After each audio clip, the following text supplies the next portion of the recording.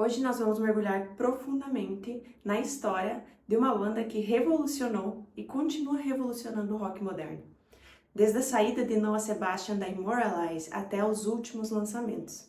Então se prepara para fatos praticamente exclusivos, histórias dos bastidores e a evolução musical de cada álbum. Vamos falar de Battlements.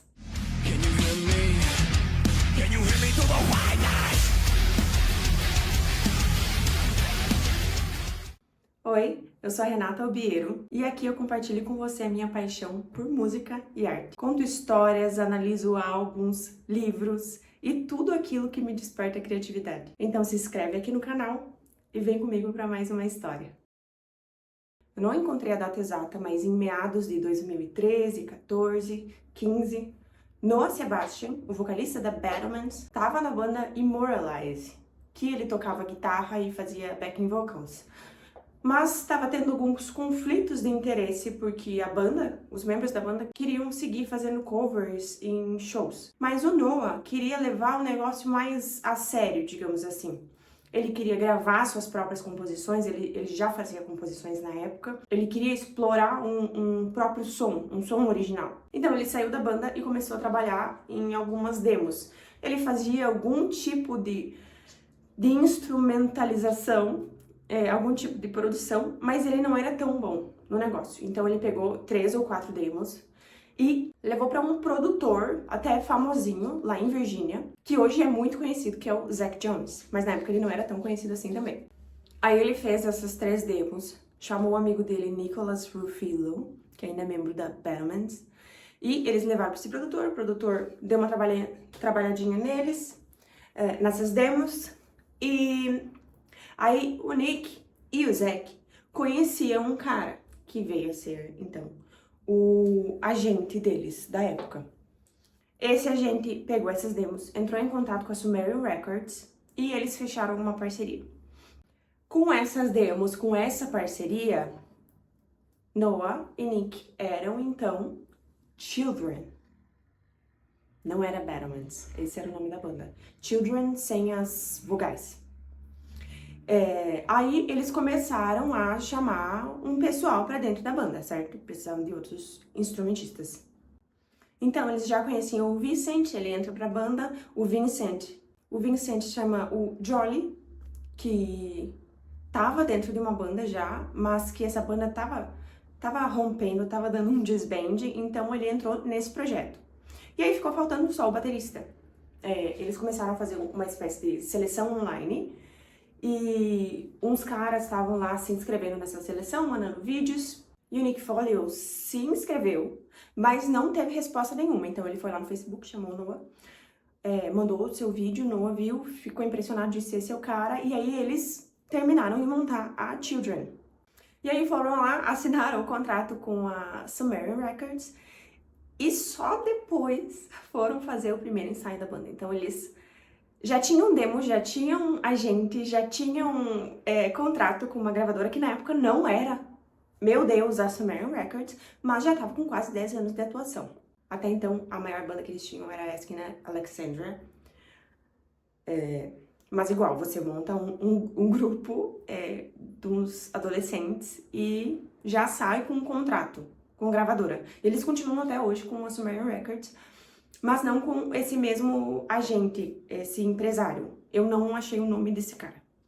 E aí eles foram trabalhar nessas demos que o Noah tinha feito e em outras faixas para montar o primeiro álbum.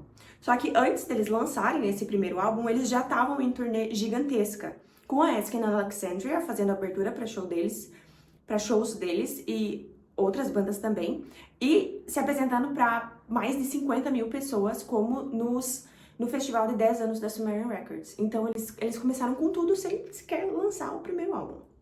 Trabalhando nesse primeiro álbum, que veio ser o Battlements, eles ainda eram Children, só que aí durante a gravação do álbum, chegou o pessoal lá da gravadora e falou assim, olha, esse nome, Battlements, dá pra uma banda, tem tudo a ver com vocês e seria muito mais legal. E eles acharam que realmente tem um nome muito mais impactante, muito mais punk, digamos assim, muito mais metalcore. E eles toparam e, de fato, foi um sucesso.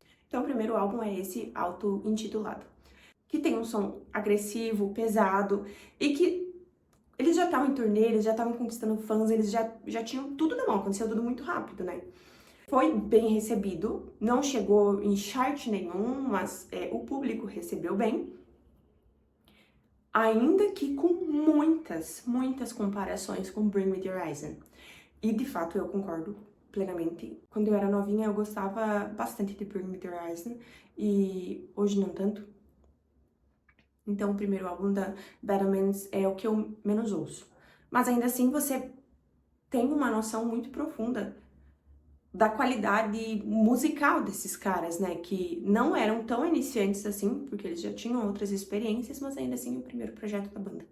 E desde o primeiro álbum, a pauta principal das canções é sobre saúde mental. Tem muita questão de religião. O Noah, bom, eu vou falar muito no Noah aqui porque ele é o cabeça desse projeto. Quando ele saiu do Immoralize, ele queria ter um projeto próprio, que ele pudesse coordenar e fazer as coisas do jeito dele.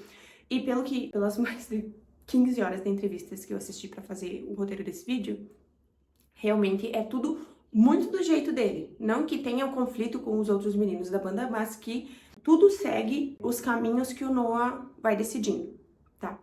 Mas enfim, o Noah, ele cresceu dentro da igreja cristã. Ele participava muito, ele ativamente dentro da igreja. Ele ajudava a limpar, organizar, tudo dentro, sabe? Ele tinha, ainda tem uma fé, mas ele nunca creu de verdade na constituição igreja, nas pessoas lá dentro, ou no formato de interpretar a espiritualidade. E também ele não quer influenciar as pessoas, nenhum dos meninos da banda, deseja influenciar o público a tomar qualquer decisão que seja a respeito das letras. Eles estão se expressando, cada um vai interpretar a música do jeito que quiser, e é isso. Então, de uma forma inevitável, essas pautas estão dentro das músicas, porque é o cotidiano dessas pessoas. E dessas composições, e desses questionamentos, e saúde mental, e relacionamentos, e religião. E nós ainda temos essas pautas bem latentes até hoje. E nas referências musicais, o grupo traz, e dentro da questão sonora mesmo, a banda traz muitas referências de Linkin Park, Deftones, Breaking Benjamin, Disturbed, Nine Inch Nails. Então é um som mesmo mais agressivo, que se expressa principalmente no primeiro e no segundo álbum. E aí, com o lançamento desse primeiro álbum, eles já entram em turnê em apoio a Asking Alexandria e vão conquistando o seu espaço. E assim que eles terminam a primeira turnê, eles já começam a trabalhar no segundo álbum, Find God Before He Finds Me. Encontrar a Deus antes que ele me encontre. De acordo com as falas do grupo em entrevistas, esse álbum carrega uma vibe cristã muito mais forte de forma proposital. Então eles estavam consumindo muito mais esse metal cristão e traz essas referências não só na letra, mas na musicalidade. E nesse segundo projeto eles buscaram fazer composições, letras mais claras. A maioria delas é composta exclusivamente pelo Noah, a parte da letra, da poesia. E cootando ele, ele não deseja que as músicas pareçam cálculos matemáticos ou quebra-cabeças. Então, se você vai lá comparar o primeiro projeto com o segundo, você vê que há uma clareza muito maior nas falas e que as letras são muito mais explícitas. E tem algumas curiosidades que são bastante interessantes a respeito desse álbum, como, por exemplo, a música Careful What You Wish For. Ela foi composta um tempo antes deles começarem a trabalhar nesse segundo álbum, e ela foi inspirada pela morte trágica do Chester Bennington do Linkin Park. Então, pelo Noah ser muito fã da banda, ele realmente ficou em choque por bastante tempo, refletindo a respeito da brevidade da vida, os sentimentos, saúde mental, que é algo que ele enfrenta desde sempre e que ele se identificou muito com isso, ficou abalado, compôs essa música e virou uma obra belíssima. Nesse projeto também a gente tem uma exploração de um som um pouco mais leve. Também tem faixas muito agressivas, como The Throne, que é uma das minhas preferidas, que é super agressiva, obviamente. mas que tem uma identidade genuína de Battlefields. É uma faixa que é agressiva e que não parece com outra banda, que não parece com Bring Me The Horizon. E outras faixas desse álbum apresentam vocais diferentes, mais limpos, alguns mais graves. Em alguns vocais até me lembra um pouco do Andy Biersack, do Black Veil Brides, com um grave assim, bem encorpado. Também traz o que veio se tornar hino entre os fãs da banda, que é a faixa Burning Out, que fala: nós não somos perfeitos, mas nós temos muito orgulho de quem somos. Tivemos um gostinho de músicas mais melódicas com I'm There, que é uma baladinha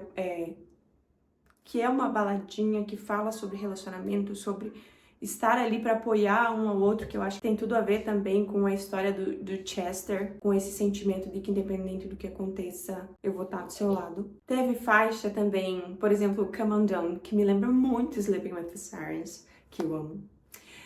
Então são variedades e versatilidades que no primeiro projeto a gente não teve. Isso foi algo até intencional, de acordo com os membros da banda. Esse projeto foi pensado para que cada música tivesse a sua própria história, tivesse sua própria identidade e que não necessariamente fosse algo tão linkado uma coisa com a outra. Então, não necessariamente esse é um projeto conceitual. É um projeto diferente que com certeza carregou muita pressão. Isso acontece com qualquer artista. O segundo álbum ele tem que ser impressionante, ele tem que manter e superar a qualidade do primeiro. Então foi um álbum demorado de se produzir para alcançar essa excelência que eles buscavam. E que foi feito em garagem.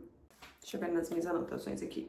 Noah e Jolly moravam juntos numa casa nova, e essa casa tinha uma garagem, eles fizeram um estúdio dentro dessa garagem, então eles fizeram praticamente sozinhos o projeto nessa garagem. As baterias foram gravadas de forma externa e depois foi masterizado esse projeto. E foi um álbum super bem recebido, tanto pela crítica quanto pelos fãs da banda. A demora da produção, e não foi na verdade tão demorado assim. Tem artistas que levam muito mais tempo para fazer um projeto, mas que chegam no estúdio, gravam tudo e vão embora e acabou.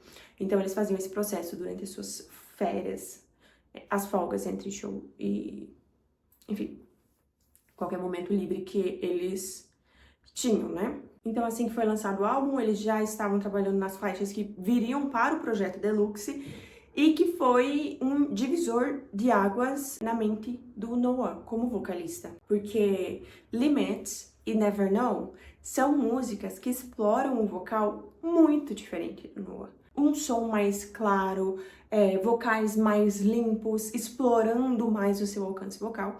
E de acordo com o próprio Noah, quando ele entrou no estúdio para gravar essas músicas, em contato com o produtor dessas faixas, ele pôde se desfazer de alguns vícios vocais e alguns medos, paradigmas que ele tinha enquanto vocalista. É como se tivesse virado uma chave na mente dele, que desbloqueou tanto a mente quanto a garganta, e ele alcançou, de acordo com as palavras dele, um super poder vocal, que ele não tinha noção que ele tinha aquela voz dentro dele, e que foi realmente só uma viradinha de chave. E isso acontece realmente, assim.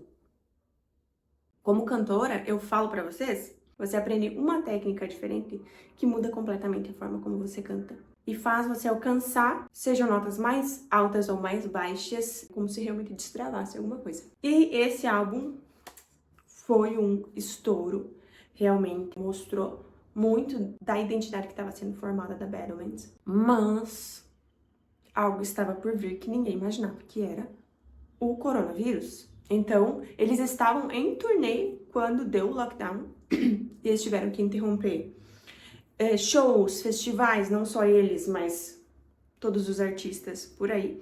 E eles estavam prontos para entrar no palco, eles já estavam com tudo pronto. A galera entrando já pro... não sei se não é um estádio, eu acho, pra casa de show. Tem até vídeo do Noah, vídeo curto falando, acho que era um story, que foi salvo, falando que tinham ligado pra eles cancelar aquele show, mas que eles conseguiram convencer de pelo menos fazer aquele set antes de cada um ir pra sua casa e entrar em quarentena. Então, fazendo esse último show aí no meio da turnê, foi cada um pra sua casa, Noah e Jolly, e juntinhos pra casa, que eles moram juntos desde sempre. Eu acho que até hoje eles devem morar juntos. E assim que foram para casa, já começaram a pensar no próximo projeto. E aí surgiu uma coisa que muito interessante. Você lembra que lá no início da pandemia, as redes sociais, né, bombaram de uma forma absurda. Absurda. E todo mundo fazia challenge no TikTok. E um desses challenges, o Noah queria que a Battlemans participasse, que era o No Instrument Challenge, ou seja, um desafio de 100 instrumentos, que se baseava em você gravar sons de coisas e transformar isso em música. E lá foi ele fazer. Então ele gravou 2 exemplos que eu encontrei. Ele gravou o aspirador de pó e foi capaz de transformar o som do aspirador de pó em um baixo. Aí ele tinha também lá uma decoração na casa dele que era tipo algo que tinha um sininho. E ele gravou esse sininho e esse sininho virou um teclado dentro da música. E ele começou a trabalhar nessa faixa, que veio a ser a nossa querida Tudo Bom, Death of Peace of Mind. Eu acho essa sigla muito engraçada. Acho que tem tudo a ver. E ali nasceu o terceiro projeto da banda. Uma curiosidade é que, ainda que a primeira música oficial do projeto tenha sido The Death of Peace of Mind, que é o título do álbum também, a primeira música, o álbum gira em torno de Just Pretend, que lá em 2019, depois de um show, os agentes e a gravadora estavam insistindo que eles deviam fazer músicas pro rádio. Porque até então, nenhuma música deles tocava em rádio mainstream. Digamos assim, nenhuma rádio mainstream fora do gênero metalcore. Então, as rádios convencionais não tocavam as músicas deles porque era muito pesada. Então, como uma piada, porque eles estavam pistolas, começou como uma piada mesmo, a cantar Just Pretend, de uma forma improvisada, com a voz em bravado, bem de o que eles chamam de rock butt, que me lembra muito Black Veil Brides, Asking Alexandria. Em um take de uma entrevista, ele mostra para a jornalista como ele estava fazendo no momento dessa piada. E a voz que ele faz é exatamente igual do vocalista do Asking Alexandria, que eu não lembro o nome. O que começou como uma piada se tornou uma música belíssima e que foi a primeira música deles que tocou na rádio mainstream. Então ele queria provar que se ele quisesse, ele faria um rock butt. E ele foi lá e fez. Mas enfim, voltando. O álbum foi criado em torno desse rock butt, então se torna algo realmente mais digerível. Além do fato de que esse álbum foi feito meio que sem instrumentos, foi feito de uma forma digital. Porque eles estavam em lockdown, não podiam se reunir, tinham muito tempo de sobra. E o Noah começou a explorar as produções, aprender mais sobre software, sobre masterização, sobre conceitos de composição. E nós tivemos este álbum incrível, que foi o álbum que eu conheci a Battlemans. Quando o Noah começou o projeto, ele queria que soasse como Sleep Talking. Meus amigos, quem diria? Mas não deu certo, ficou bem diferente, mas ele respeitou o que as músicas queriam, digamos assim, porque todo esse processo aí do challenge e tudo mais, ele conheceu uma nova forma de fazer música, sem pressão, sem prazo, sem algo tão sério e obsessivo, mas com novos temas, não necessariamente novos temas, continuamos falando sobre relacionamentos, sobre espiritualidade, sobre saúde mental, mas agora com um peso muito maior, que é o pânico social com a pandemia, o uso excessivo de redes sociais e o isolamento. Então são letras bastante profundas, né, dentro dessa obra intitulada como A Morte da Paz de Espírito. A produção desse terceiro projeto foi bastante mediatizada, podemos dizer assim. Eu não estava lá quando isso aconteceu, mas pude acessar durante a produção desse roteiro, diversas live streams na Twitch do Noah. Então ele fazia live compondo, produzindo, cantando, jogando, fazendo necas. Então ele tava assim, current online. E foi um processo super legal que aproximou muito, né, as pessoas e mostra todo esse processo criativo. Então é um projeto carregado de curiosidades, de informação, até porque eles estavam mais na cara da mídia, então um número muito maior de pessoas com expectativa no que viria a seguir no próximo projeto. Então tem muita referência pop dentro desse álbum, muito sci-fi, muito dark pop, muitas referências industriais, eletrônicas, muito Blade Runner, muita euforia. Então esse álbum, ele carrega essa estética cinema, porque era o cenário, né? Vai fazer o que? Ver TV, vai ver filme, vai consumir coisa, só podia estar em casa.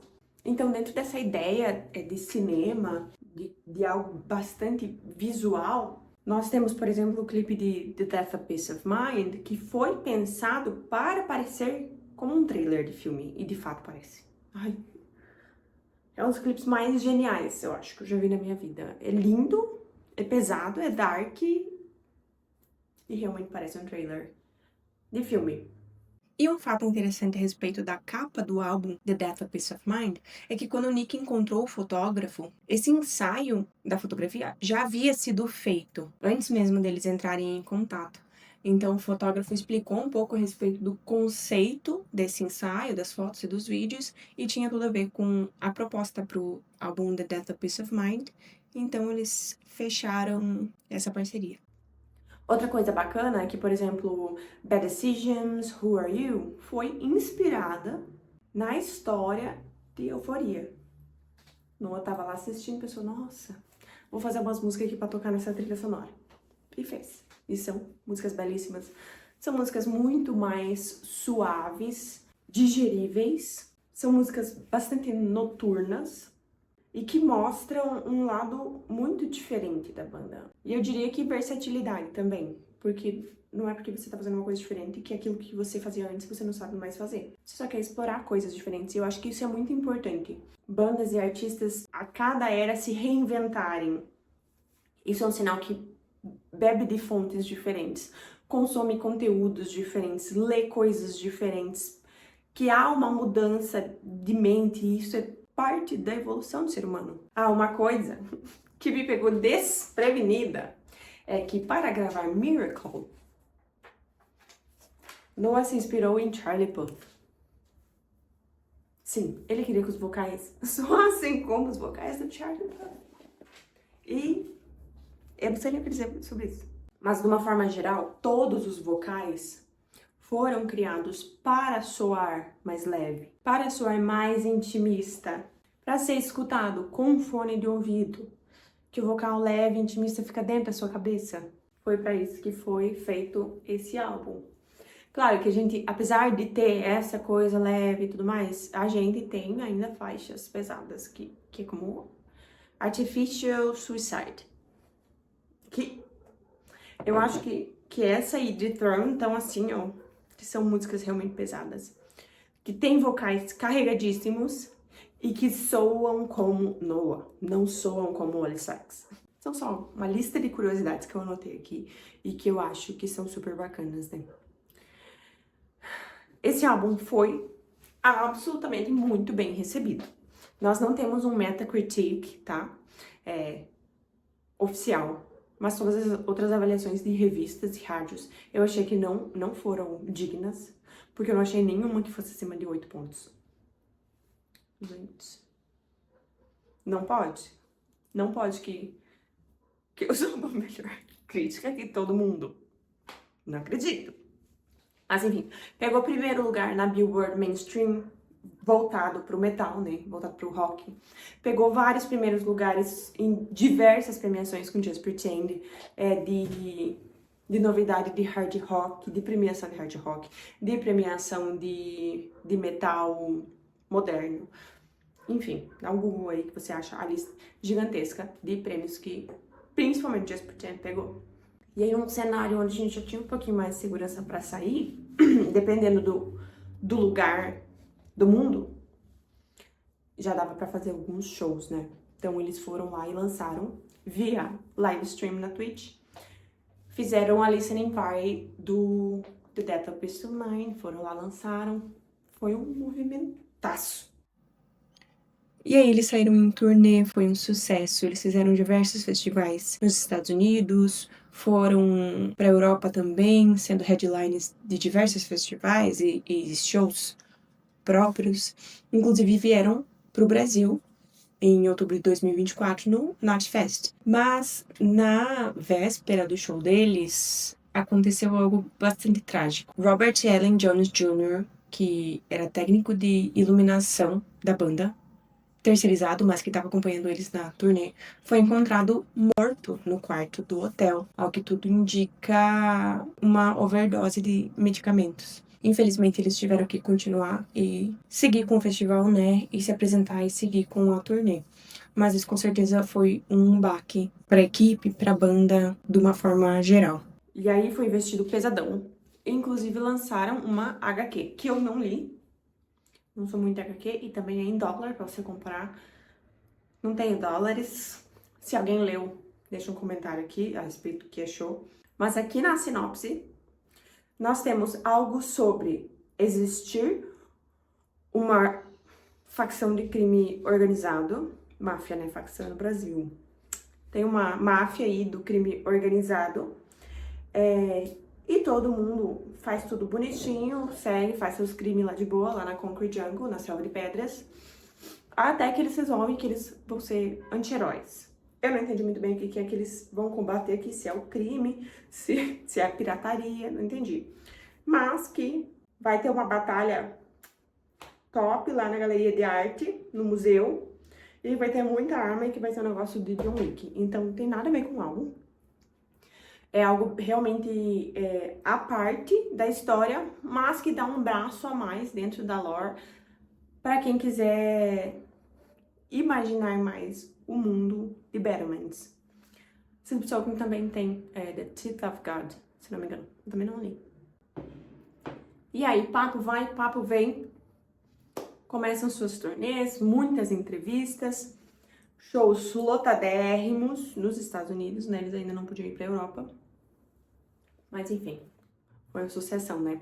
Eu amo The Death of Peace of Mind. E depois veio o álbum The Concrete Jungle OST, que eu acho que são algumas músicas tanto descartadas do álbum, quanto que seguiram nesse ritmo, porque quando as bandas terminam um álbum, eles continuam compondo, porque é algo genuíno do ser. E que tem essa mesma linha, né? Então, acabam sobrando faixas depois que o álbum já tá... Sobram faixas que são eliminadas do álbum, e existem faixas que são feitas depois, mas que carregam a mesma vibe do álbum.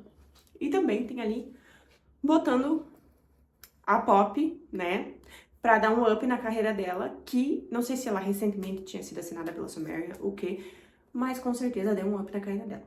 Eu escuto muito pouco, mas tem Even, que, meu Deus, eu amo Even. Pra mim é uma das melhores músicas da Battlements. Linda. Ou talvez esse álbum seja como uma trilha sonora pra HQ. Se você parar pra pensar. Acho que faz sentido.